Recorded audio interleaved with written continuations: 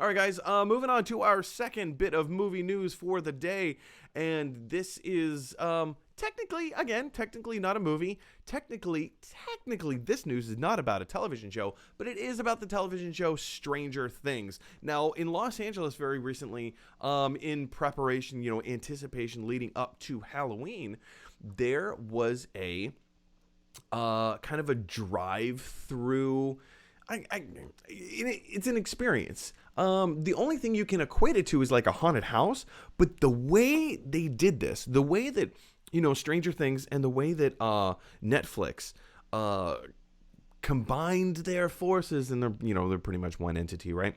They made like this drive-through experience. So essentially, what they did is they took an entire parking garage, and converted it so that like various levels and different parts of the parking garage are sectioned off by like makeshift walls, temporary walls. They put in all of this lighting and sound effects, and there's like a radio station that, like, if you are going to be a part of this experience, you turn your car radio to, I think it was like 90.3 FM or something like that, and then all the music and the sound effects, and there's like actual actors interacting with your cars.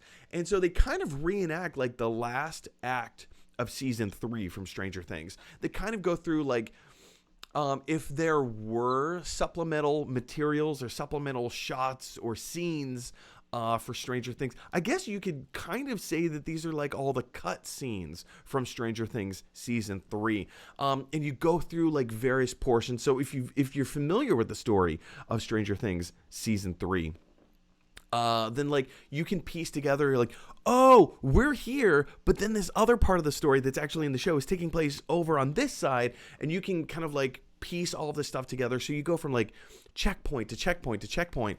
This experience looks so cool. Josh, you had a chance to see some of this, like other people that have been through the experience. Some of them filmed it on their phones and uploaded it to YouTube. I watched one of them. I sent it to Josh. What were your initial reactions or knee-jerk thoughts about this? Well, honestly, at first when I read the headline and when you sent this to me, I thought, oh, that's cool. They're doing a showing of Stranger Things at like a drive-in theater, and I was like, well, that's great. I love drive-ins, and I think it's great that we're sort of bringing them back now with everything because they're a really fun experience. But then when I saw the video, I was like, oh, like I see what you're saying. Like this is a completely interactive. Well. And we kept talking about this, like, what do you call it, really? It's sort of this experience, but it's interactive, but it's not because you're in your car, but you are interacting, you're moving through. It's like an amusement park ride, but instead of the buggy or whatever, the car, and you're driving at your own pace. And like you said, I think there's people that make sure they move them along. So I think it looks really cool. It looks like a great, fun, exciting way to stay safe for people. Experience, and it looks like the production value is super high on this in terms of like lights and sounds and like acting. Like they got a bunch of actors for it, so it's not just like a parking garage with a few streamers and it's like, welcome to the upside down, woo, scary. Like it's like legit like production value. So you're like, wow, this is really cool. So it's a good haunted house. It's like a walk through haunted house, but with your car. You hit the nail on the head. It's the production value that sells this. Like I'm sitting here trying to like verbal diarrhea explain like what is this and how does it work. But I mean, the thing that I really undersold is that it has this high production value. Yes, you're inside of a parking lot, parking garage or whatever, and you go through level by level, and you have people guiding you through, but it's they have these in some sections there are video screens. So there's this one section, spoiler alert, but I mean, come on, how many of us are going to drive to LA to do this thing? There are video screens on either side of you as you drive from one section to the next that depict you driving into and through into the upside down. It's like you're going through this portal that takes you into the upside down.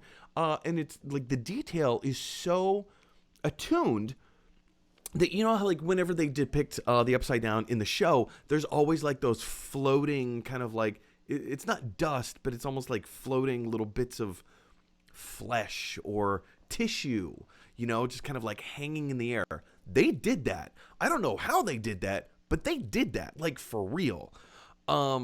And just, again, like the music that's coming through, like the radio of your car, it's all timed. Everything is perfectly timed. This looks so cool. So I'm hyping this whole thing up, Josh. I'm hyping it up. I'm hyping it up. I'm hyping it up. But here's my main question. Stranger Things Season 4 just started production. They just started filming like a week ago. So it's going to be a while before Season 4 comes out on Netflix. My main question is, why do this now? I get it. It's Halloween, and like we want to, raise people's spirits and whatever. But if you're going to hype up, if you're going to spend this kind of money on this kind of an experience, why not make this like a one-off that's, a month before the actual release of Season 4? Why do this now? Like, what's the point? What's the benefit? Because this thing was not cheap. This was not cheap to put on. And I get it. You're selling tickets. So hopefully they're going to be earning some kind of a revenue, or at the very least breaking even. I have no idea how much they spent on this, but what's the benefit to doing this now? Do you see anything, Josh? That's a good question. I think the big question for me is who's producing it? Netflix. What is sort of so Netflix is, I mean, in terms of, did they produce this experience? Yes. Oh, great. Okay. So yeah, that does really beg the question, like what is their end game on that? Is it to sort of drum up viewership for the previous seasons, to sort of amp it up and get people back on track for the next season? I know that like studios are, I'm sure you know, like very well, they are probably very studious about trying to like figure out when they're going to get their biggest bang for their buck when it comes to releasing things. So I'm sure there was some talk of this.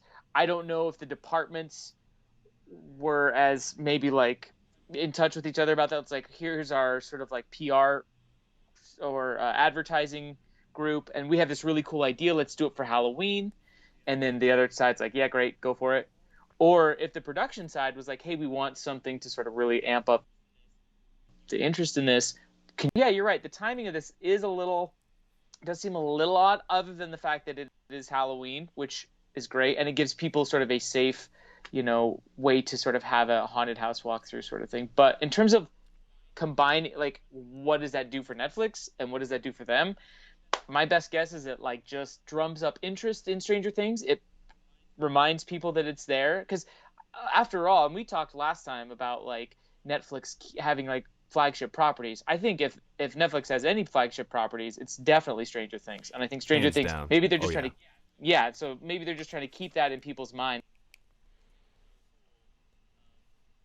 But that's a really good question. I honestly don't know. I mean, I don't know kind of what their reason. That's a great point, because I can only see the downside, the negative effect of this. I mean, maybe if this is something that they had already planned, they're like, hey, Stranger Things Season 4 was supposed to start filming like back in November or December of last year. Everything got delayed, everything got pushed back, and then with the advent of COVID, it just got delayed that much more, So I can see if this was something that they had planned originally, and like, let's put this thing out for Halloween. It'll be kind of like this walkthrough or like this drive-through thing. But then again, the drive-through aspect of it seems very tailored to COVID.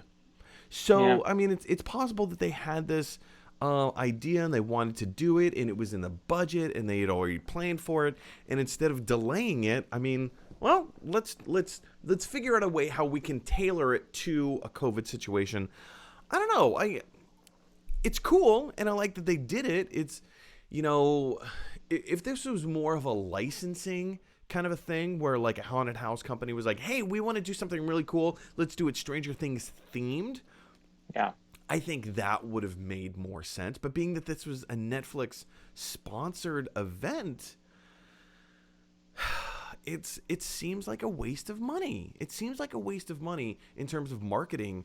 Because again, like, just hold off like another year, because that's essentially how long we're gonna have to wait for Season 4 to come out. So just hang on a little bit, pump your brakes. I don't know. My question to you guys is, do you see any other way? Is there something that we're leaving out, something that we're not thinking about?